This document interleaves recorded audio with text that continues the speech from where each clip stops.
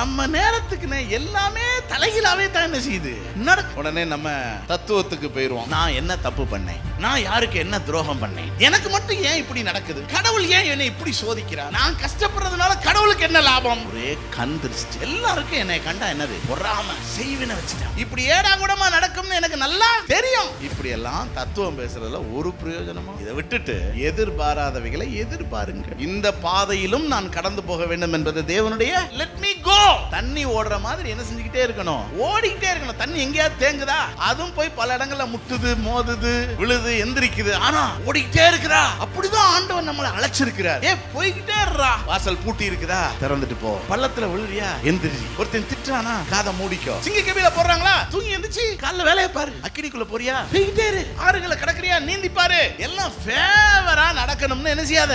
பவுல் அப்போஸ்தலன் சொல்றாரு, நான் போதிக்கப்பட்டேன்.